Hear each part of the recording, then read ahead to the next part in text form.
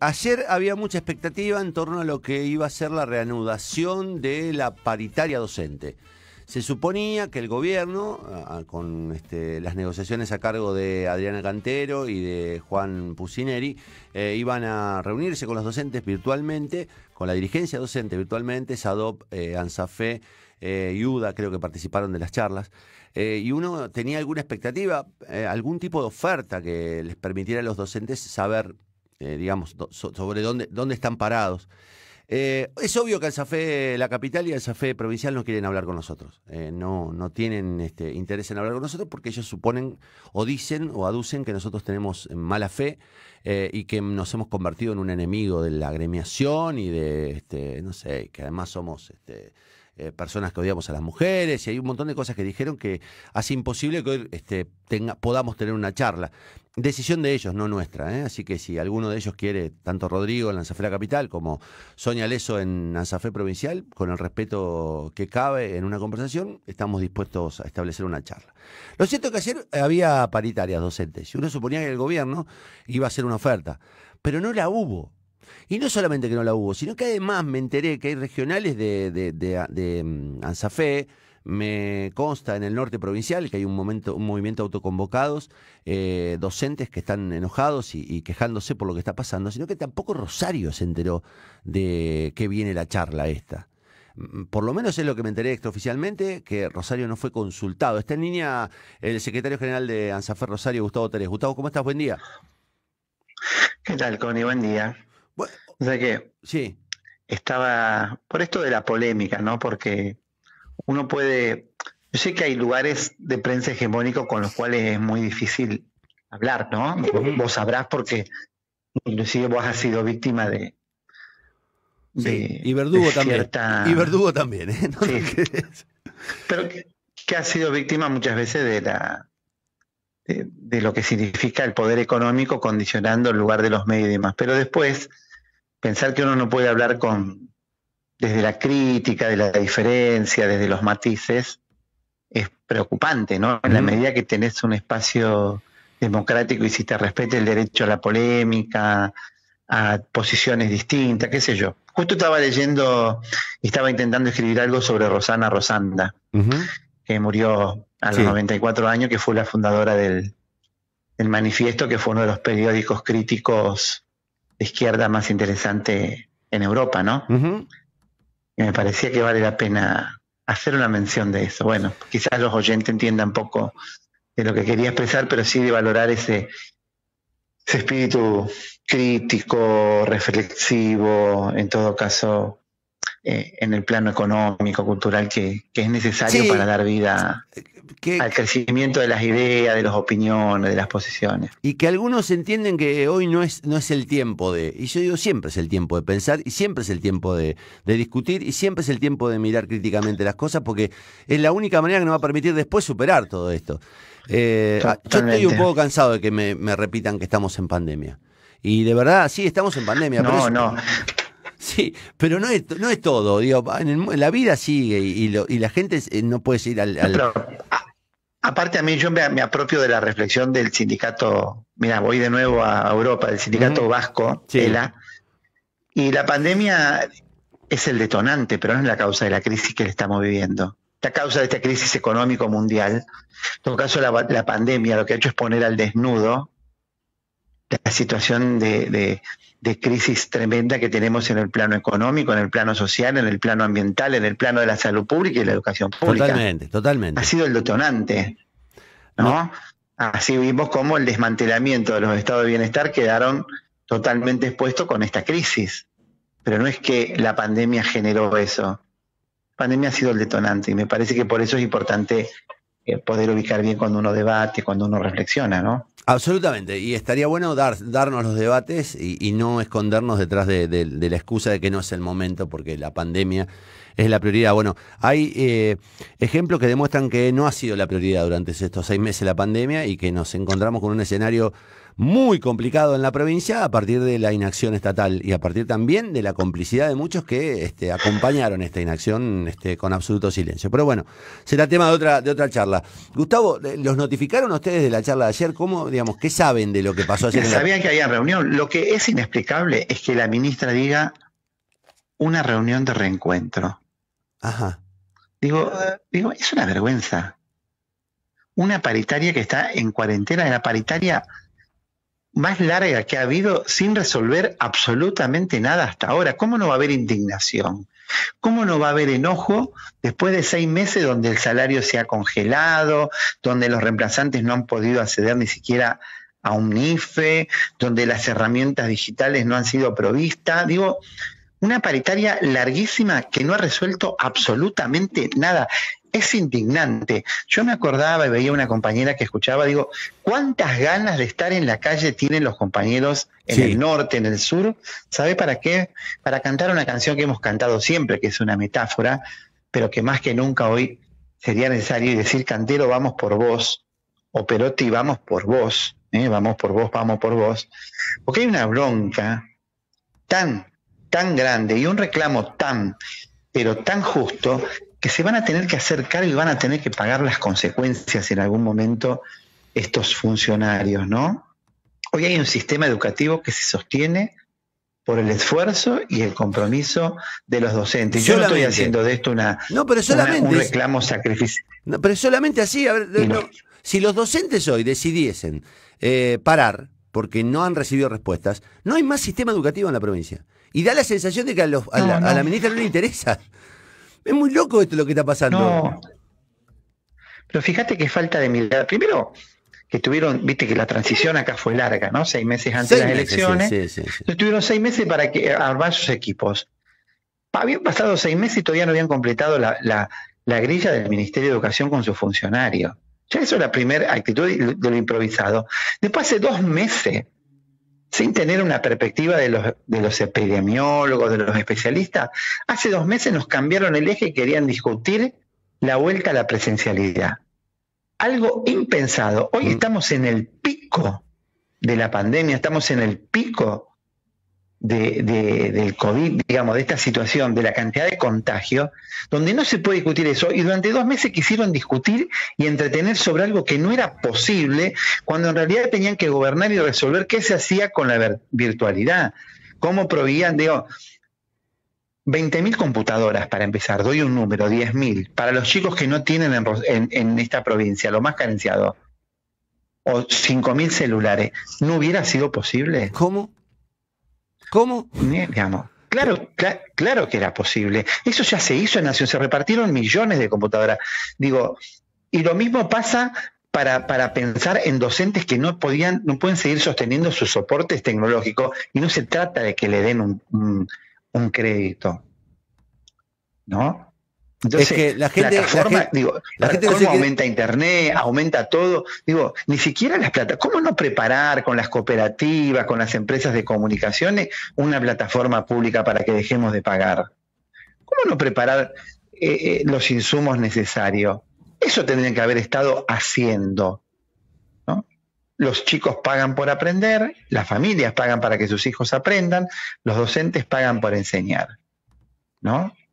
Y junto con eso, es una organización. Yo no quiero sacarle la responsabilidad al gobierno nacional. Yo creo que lo hemos hablado con vos. Sí. La renuncia de Puigros puso al desnudo la crisis tremenda que tiene el Ministerio de Educación Nacional, que también es parte de este brutal ajuste. Estamos en un brutal ajuste, Connie. A mí con la devaluación mediante, hay un brutal ajuste en este país hacia el conjunto de la clase trabajadora y los sectores populares. Corremos el riesgo de que a la salida de esta pandemia nos encontremos peor que en el 2001. Y yo no quiero hacer catastrofismo. Y si piensan que el camino de salida es permitir que grandes empresas, algunas les va a ir bien, estas fundamentalmente que trabajan con el teletrabajo, que trabajan con la circulación de las mercancías y demás, que esos son los únicos ganadores del sistema y no fortalecen a aquellos que mantienen el mercado interno, la catástrofe, la crisis económica social que va a vivir nuestro pueblo es sin precedentes. Es sin precedentes. Tenemos que estar preparados para lo peor. Digo, me parece que hay que tomar conciencia y yo quiero en esto dar continuidad a esta reflexión desde el punto de vista de que en esta provincia lo que quieren ensayar ahora, porque lo que van a proponer, ya lo hicieron en el 90, y las enseñanzas que nos dejó eso es que eso fue un desastre y un fracaso. Sí. Los bonos, las sumas en negro, deterioraron la calidad salarial, deterioraron y costó mucho recomponer la caja de jubilaciones, debilitaron la obra social, rompieron la jerarquía, desjerarquizaron el trabajo y obviamente profundizaron la crisis económica.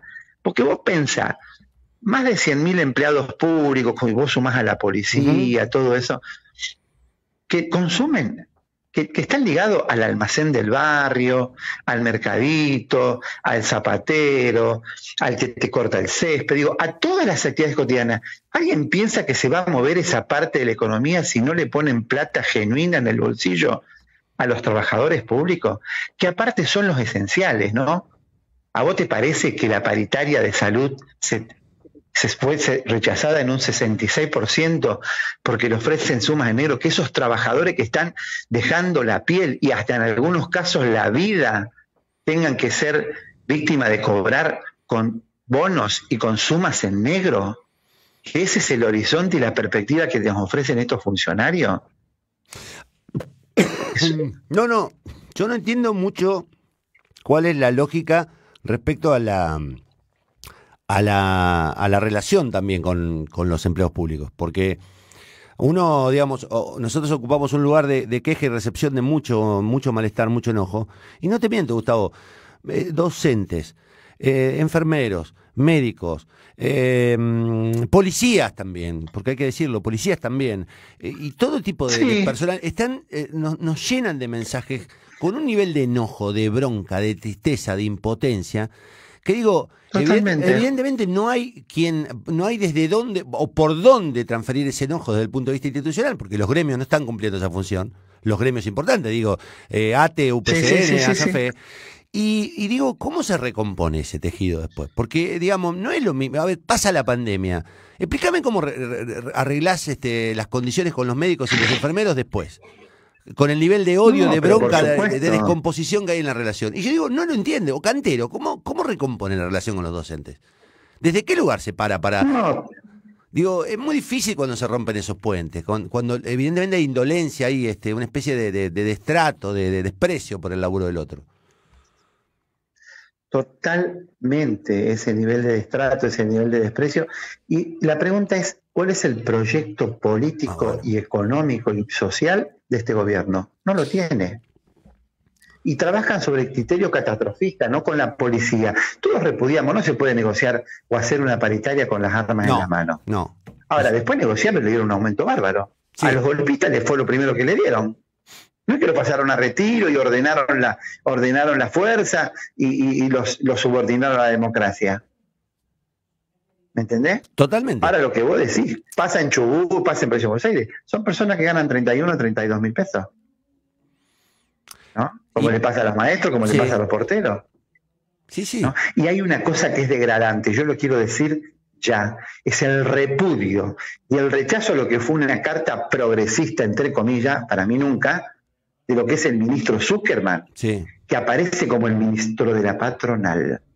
Es el ministro que está amenazando y amedrentando, que juega a favor de las aseguradoras de riesgo trabajo. Se ha convertido en un militante de la defensa del lucro contra la vida y los derechos de los trabajadores en la ley de ART.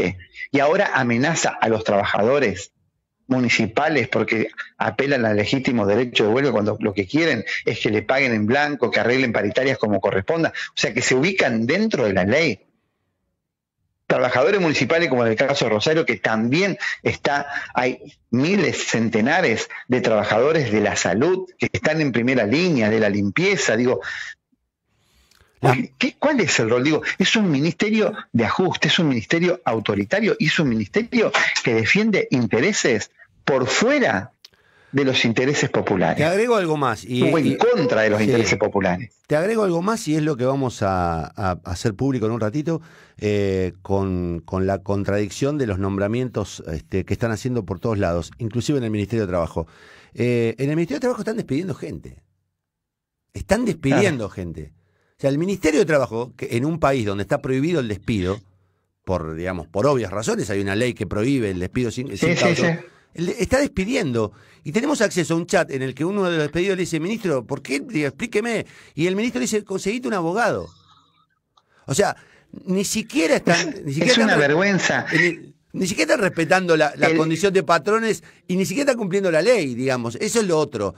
Nos exigen a todos que cumplamos la ley. Porque ubican a los ministerios como botín de guerra y como botín para el reparto de los intereses de la casta política y de la necesidad de la gente. Fíjate vos, eso sería un buen término para hablar de cierta meritocracia. ¿Quiénes deberían estar, aparte de los responsables políticos de un ministerio? Aquellos trabajadores o personas que por concurso, como hacemos los docentes, pudieran acceder a todos los cargos intermedios para integrar los ministerios. El de seguridad, el de trabajo, el de salud, digamos, debería ser los concursos democráticos, que es una cierta forma de ordenamiento meritocrático, ¿no? A partir de cierta formación que deberían tener las personas para desempeñarse en esas funciones, quienes accedan a eso. Eso es un debate democrático. Ahora, ¿qué transforman? En un botín de guerra de la casta política, en un botín para repartir las promesas que se realizaron en campaña y no para que esos ministerios funcionen en defensa o en representación de los intereses populares o en representación de la ciudadanía. ¿Qué es lo que debería ser? Nosotros hace muchos años, por una lucha de los maestros, logramos que, allá de la década del 30, 40, que los docentes no fueran designados a dedo, sino entraran por concurso. Con título, con antigüedades, a veces con examen de oposición para los cargos jerárquicos. Bueno, así debería ser la vida en el Estado, no un botín de guerra, donde el que viene se lleva puesto a los que estaban y trae a sus amigos para pagar favores políticos, ¿no?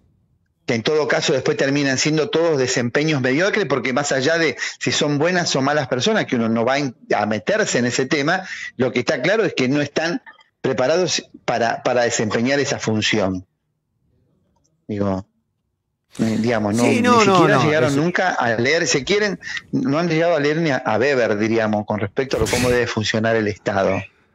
Ellos, además, han generado un retroceso institucional muy peligroso. Digo, de verdad, veníamos en un proceso de crecimiento, de mayor transparencia, con todos los defectos, errores, con todos los abusos, que los hay en todos los gobiernos. Ahora, esto es, a mí me da la impresión de que se desató la reocupación del Estado a partir del interés del empleísmo, digamos, ¿no? De un programa político, y eso es desesperante, porque es desesperante porque además se produce una enorme angustia en la gente, mucha bronca en el trabajador, y de verdad se rompen tejidos que estaban más o menos armados y contenían. Así es. Y es despreciable otra cosa, Gustavo, que es la idea esta de instalar que los empleados públicos son privilegiados. Que los docentes son privilegiados porque cobran el sueldo. Digo, esta idea de que el sector privado, que está desesperado y cruzado por la crisis como todos y aún peor, los ponen a los empleados privados en contra de los empleados públicos, como si los empleados públicos no estuvieran salvando vidas. De la peor manera, sin entender que la mayoría de los empleados públicos son esenciales hoy. Absolutamente. Son los que están haciendo que la sociedad funcione en esta situación de riesgo y de emergencia. Así son las directoras en la escuela, así son las enfermeras y los médicos y los profesionales en los hospitales, así son los trabajadores que recogen y que hacen la limpieza y van recogiendo la basura en los pueblos y en las ciudades. De eso estamos hablando. La vida funciona porque existen miles de trabajadores públicos que mantienen la vida cotidiana. Y ese es el valor de una ciudad. Por eso hay que defender, si hay algo que ha quedado claro, es el rol que tiene que desempeñar el Estado en la pandemia. Esto se está discutiendo en el mundo. Y que no es el Estado ni populista, ni el Estado, es el Estado democrático donde los servicios y los espacios públicos tienen que ser más fuertes que nunca. O sea, cuando uno habla de lo público, habla de lo común, de lo colectivo, de lo que le garantiza derecho a todos. A todas y todos. digamos, qué es lo que quedó al desnudo con esta pandemia, ¿no? Acá, en Italia, en España, ¿no? Sociedades que en un momento fueron modelo y que vieron que los sistemas de salud y todos estaban desmantelados y empezaron digamos, a tener centenares de víctimas en sistemas que 20 años atrás, 15 años atrás, 10 años atrás era impensable que eso sucediera, ¿no? En el cuidado del ambiente, hay trabajadores públicos que trabajan en el cuidado del ambiente. Imagínate cuántos trabajadores públicos necesitaríamos para que las islas nuestras no se incendiaran y cuidaran ese espacio que es vital para la vida, no nuestra, tuya, mía, sino la de nuestros hijos, la de nuestros nietos, la de las generaciones que vienen. Digo, de eso estamos hablando cuando discutimos lo que pasa cuando se queman las islas y demás. Entonces, indigna y uno desprecia a esa casta. Yo hablo de esa casta política que se autorreproduce, que vive por fuera de la vida de los ciudadanos, y que se reproduce y que tiene al Estado como un botín de asalto para intereses personales. Ya no es la función pública luchar para representar a la gente y mejorar la vida de la gente, sino que llegar al Estado para mejorar su propia vida. Gustavo, me resta hacerte la pregunta que todavía no me respondiste. No te preguntaron a vos, digamos, qué opinaban, ni tampoco... No, nosotros ya hemos fijado posiciones. Está claro que nosotros rechazamos las sumas en negro. Está claro que es muy malo, va a deteriorar, es un retroceso grande. Está claro que si ya el Parlamento se pronunció por una ley, que yo cuestiono a los diputados, porque los diputados aprueben una ley, para mandársela a la paritaria es mandarlo a una vía muerta, si es donde no se está resolviendo nada. Estamos hablando ahí de los reemplazantes, del apoyo a los reemplazantes. Ya en el caso de los reemplazantes, cuando aprobaron la ley, digamos, sí, está claro que no, digo, está muy clarito el pliego sobre el cual tiene que ir a ANSAFE.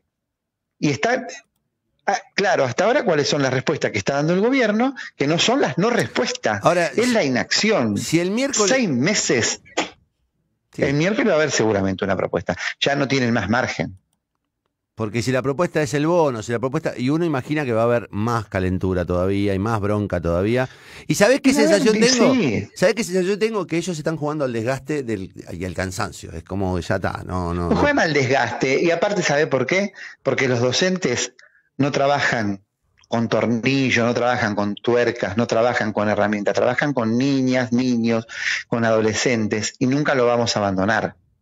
Entonces, ellos sí están abandonando a los docentes, a los niños, a las familias. Nosotros no lo vamos a hacer, y ellos perversamente también juegan con ellos. Porque hoy saben que no podemos estar en la calle, que nosotros vamos a cuidar, que hay un protocolo, que nos subordinamos a los sanitaristas y demás.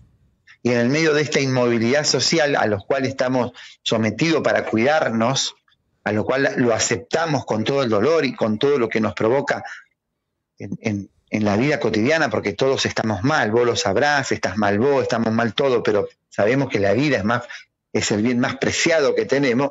Estos funcionarios perversamente están aprovechando esto para descargar esta política de ajuste que ahora es nacional. Es nacional, es un problema grave que estamos atravesando. En Nacional y en Santa Fe se anticiparon, digamos, a hacerlo con claridad, ¿no? Son los gobernadores conservadores, Perotti, Schiaretti, Bordet, o sea, ese peronismo clásico conservador, digamos, que son los que están rodeando a Alberto Fernández y que van a marcar el pulso de la política, están marcando el pulso de la política.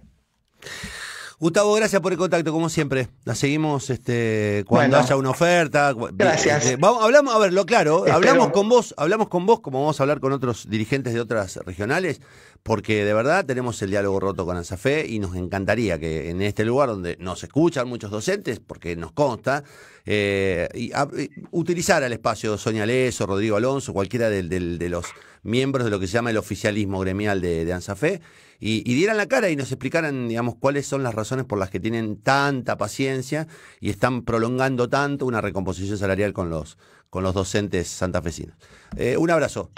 Sí, un abrazo y un abrazo grande, y que los docentes que no bajemos los brazos. Bien. Que la lucha es larga, que hay momentos de mucha oscuridad en la sociedad, pero que se han salido gracias a la voluntad organizada de aquellas personas que tenemos y que sostenemos que como decía esa película que retrata una lucha de trabajadores, Si vos luchás podés perder, pero si no luchás estás perdido. Nosotros sigamos luchando, que me parece con las banderas bien alto de la defensa de la dignidad y de esta profesión que tanto queremos.